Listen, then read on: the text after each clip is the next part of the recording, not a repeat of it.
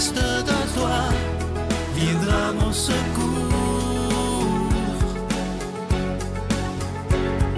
Viens semer dans mon âme le grain de l'amour. Je traverse un désert et je meurs de soif.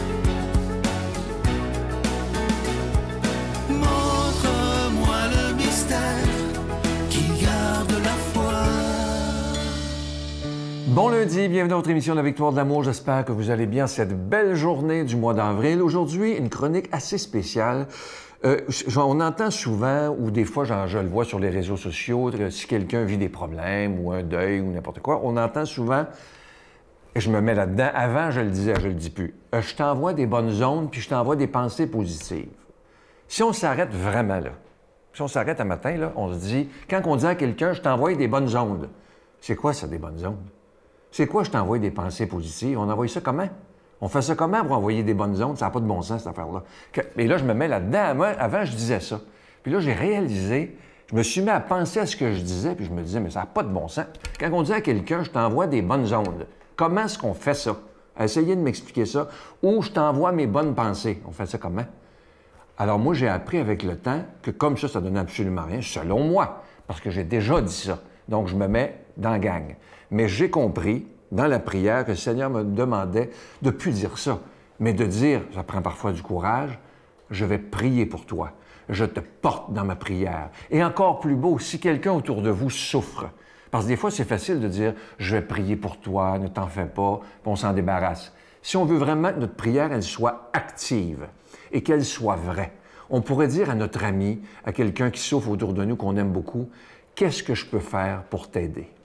Ça, là, c'est la plus belle des prières. Ou demander à Dieu, Seigneur, inspire-moi quoi faire pour aider mon ami.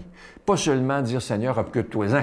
Il faut avoir une prière active, avoir des mains et des pieds à notre prière. Et ça, c'est extrêmement important. Alors, au lieu de dire, je t'envoie des bonnes ondes, puis je t'envoie des bonnes pensées, parce que je ne sais pas où je comprends ça, ces affaires-là, pensez-y aujourd'hui, là. Quand on dit à quelqu'un, je t'envoie des bonnes ondes, je ne sais pas du tout où je comprends ça, les bonnes ondes. Mais si on dit à quelqu'un, c'est encore plus touchant, mais ça prend du courage. Je vais prier pour toi. Et qu'est-ce que je peux faire pour toi? Faites attention, parce qu'il y a beaucoup de gens, et moi je le vois sur les réseaux sociaux, là, je le vois parce que je vous lis, mais il y a beaucoup de gens, je vais prier pour vous, je vais prier pour vous. Mais il faut aller plus loin que ça. Et ça, le Seigneur nous le demande, d'aller beaucoup plus loin lorsqu'on dit à quelqu'un, je vais prier pour toi. Et je le répète, qu'est-ce que je peux faire pour toi? Et ça, essayez-le autour de vous. Au lieu de dire à quelqu'un, je t'envoie des bonnes ondes, je vais prier pour toi et qu'est-ce que je peux faire pour toi pour soulager ta souffrance? Et là, Dieu se sert de nous. Le Seigneur se sert de nous pour mettre un baume sur la plaie, sur la blessure de cette personne-là. Et ça devient une prière qui est active et qui fait du bien à l'autre. On ne doit pas dire à quelqu'un, « Oh, je vais prier pour toi », puis s'en débarrasser, puis y penser. Ça ne donne rien. Il faut prier pour l'autre sincèrement en disant tout le temps, si c'est possible évidemment, qu'est-ce que je peux faire pour toi, pour t'aider? Alors on essaie de changer cette formule, je t'envoie des bonnes ondes puis des bonnes pensées, par je vais prier pour toi et qu'est-ce que je peux faire pour toi? Notre Père qui es aux cieux, que ton nom soit sanctifié, que ton règne vienne, que ta volonté soit faite sur la terre comme au ciel. Donne-nous aujourd'hui notre pain de ce jour. Pardonne-nous nos offenses, comme nous pardonnons aussi à ceux qui nous ont offensés. Et ne nous laisse pas entrer en tentation, mais délivre-nous du mal, car c'est à toi qu'appartiennent le règne, la puissance et la gloire pour les siècles des siècles. Amen. Je continuerai à croire, même si tout le monde perd espoir. Je continuerai à aimer, même si les autres parlent de haine. Je continuerai à construire, même si les autres détruisent. Je continuerai à parler de paix, même au milieu d'une guerre. Je dessinerai des sourires sur des visages en larmes et je tendrai les bras à ceux qui se sentent épuisés. Oui, je continuerai à croire. Je suis tellement content de vous présenter le tout nouveau livre de notre amie Geneviève Côté qui s'intitule, j'adore le titre, il est tellement beau, « Impardonnable, doit-on tout pardonner? » C'est une grande question que vous nous posez souvent, qu'on se pose tous souvent. Jusqu'où on va dans le pardon? Et je sais que là, vous devez vous dire, de quoi ils vont nous parler là-dedans? Mais vous allez voir, Geneviève a trouvé des pistes absolument extraordinaires pour nous aider à réfléchir et de devenir, comme l'abbé Pierre le disait si bien, non seulement des croyants, mais des croyants croyables, des croyants crédibles. Alors, je vous rappelle que vous recevrez ce livre avec un don de 25 $. Si vous en voulez deux, avec un don de 40 $, et il ne sera pas dans les magasins. Je vous donne l'adresse, la Victoire de l'Amour, case postale 120, succursale Boucherville à Boucherville, le J4B 5E6, je vous la redonne. La Victoire de l'Amour, case postale 120, succursale Boucherville à Boucherville, le J4B 5E6. Également par téléphone, par carte de crédit du lundi au jeudi de 8h à 17h dans le 514-523-4433. 523-4433 ou sans frais, le 1-888-811-9291, 1-888-811-9291 et aussi sur notre site Internet. Vous savez que c'est un moyen très sécuritaire, rapide et efficace de faire votre don. C'est le www.lavictoiredelamour.org.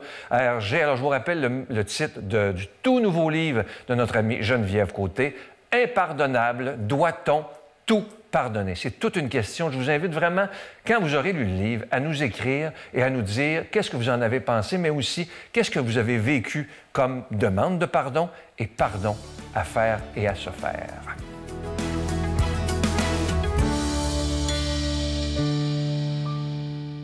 Mon Dieu, donnez-moi la sérénité d'accepter les choses que je ne peux changer, le courage de changer les choses que je peux et la sagesse d'en connaître la différence. Amen.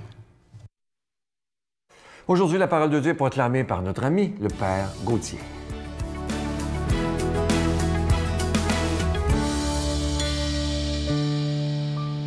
Bonjour, chers frères et sœurs. Bienvenue à la méditation, n'est-ce pas, de l'Évangile de ce jour, qui est tiré, n'est-ce pas, de l'Évangile de Saint Jean au chapitre 6, versets 22 à 29.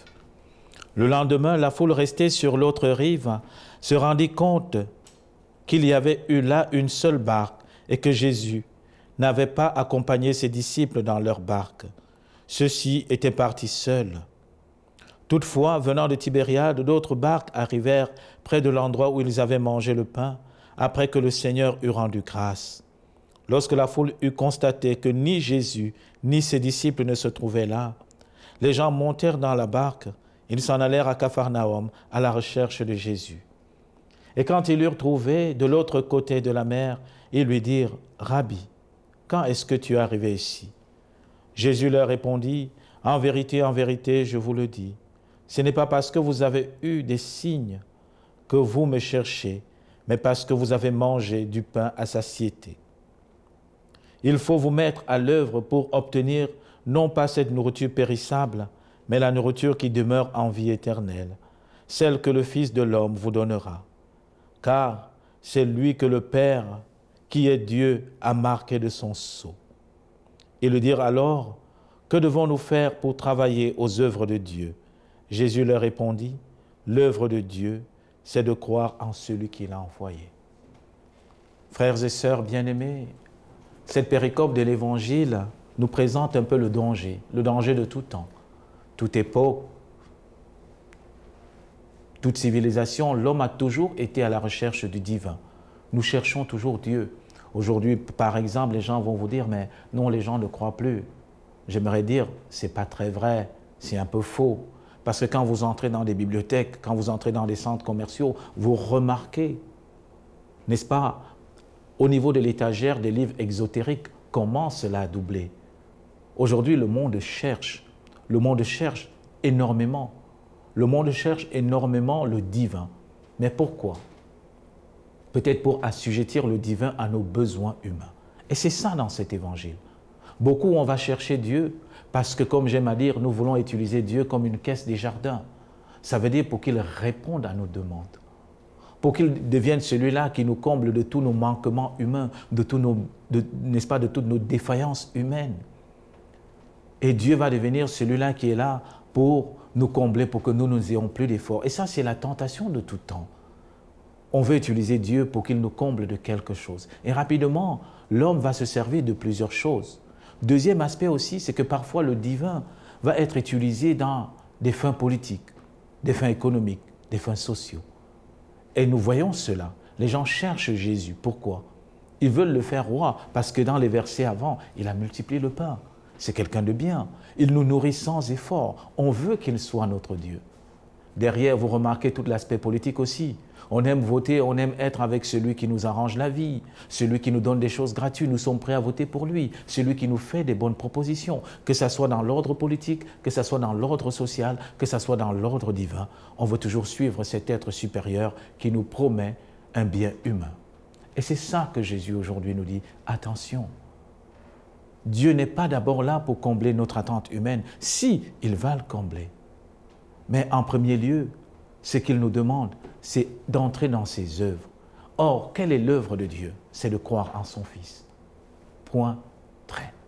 C'est de croire en Jésus-Christ. Voilà l'œuvre de Dieu. Et voilà la mission première de l'Église, frères et sœurs. Voilà la mission première du croyant. C'est d'annoncer l'amour victorieux de Jésus-Christ. Et parce que nous allons annoncer l'amour victorieux de Jésus-Christ, tout le reste va en découler. N'est-ce pas ce qui nous est dit dans Matthieu chapitre 6? Cherchez d'abord le royaume des cieux et tout vous sera donné en plus. Nous devons d'abord chercher Dieu. Et parce que nous allons entrer en relation avec Dieu, tout nous sera donné, frères et sœurs. Et c'est ça le cœur de cet évangile. Ne cherchons pas Dieu pour combler nos besoins terrestres, mais cherchons Dieu pour quelque chose de plus grand, de plus noble, de plus élevé, qui est sa présence. Et parce que nous aurons sa présence dans notre vie ne sera plus perçue de la même manière. Je prends un exemple, vous avez des gens qui ont écrit des livres sur le chemin spirituel. Ou par exemple, ils sont nantis de bien dans notre monde et ils vont passer quelque temps en Inde. Et ils reviennent pour vous dire, mais j'ai trouvé la paix intérieure. J'ai trouvé cette paix profonde où j'ai rencontré, n'est-ce pas, l'être divin, le nirvana, qui m'a montré comment pouvoir vivre dans le monde. Mais cette personne, frères et sœurs, nous l'avons, c'est Jésus-Christ.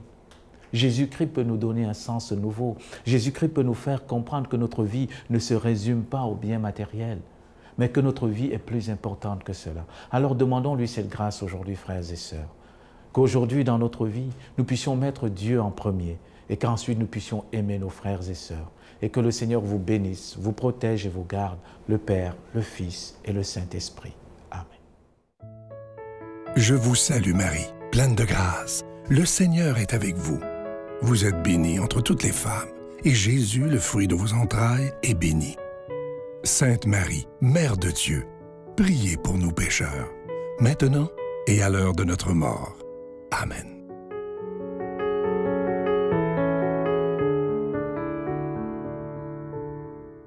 Je vous rappelle le magnifique livre de Geneviève Côté, j'adore le titre, « Impardonnable, doit-on tout pardonner ?» Je vous allez voir qu'elle a tellement une belle plume, Geneviève, c'est tellement bien écrit, elle a vraiment pris le temps de... Ah, c'est incroyable comment c'est bien fait. La préface est de notre amie Christine Michaud, qui a tellement aimé ce livre-là. Elle écrit même que ça doit être diffusé au plus grand nombre, que tout le monde devrait avoir ce livre-là, parce que le pardon est tellement important dans notre vie. Et Geneviève prend le temps de répondre à toutes les interrogations. Qu'est-ce que c'est qui est impardonnable? Vous allez voir, elle a travaillé fort et je la félicite d'ailleurs. Je vous rappelle que c'est le cadeau du mois d'avril. Vous le recevrez avec un don de 25 $ et si vous en voulez deux, parce que ça se donne bien en cadeau, c'est avec un don de 40 $. Il y a des gens qui demandaient s'il restait encore quelques petits cœurs rouges que vous avez tellement aimés. Il en reste encore quelques-uns. Alors merci de tout cœur de ce que vous faites pour la victoire de l'amour parce que vous savez que sans vous, cette émission-là ne pourrait pas exister. Et c'est magnifique, hein? Personne n'y croyait il y a 30 ans. Et regardez, 30 ans plus tard, on est toujours là et c'est grâce à chacun et chacune d'entre vous. Bonne journée. Bye. Moi, c'est le bonheur de mon mari et lui, c'est mon bonheur. Voilà ça. Oh, c'est beau ça. Ne laisse pas passer la chance d'être aimé. Le cœur devient moins lourd quand on est en amour. Si un jour tu sens que dans ta vie plus rien ne t'appartient,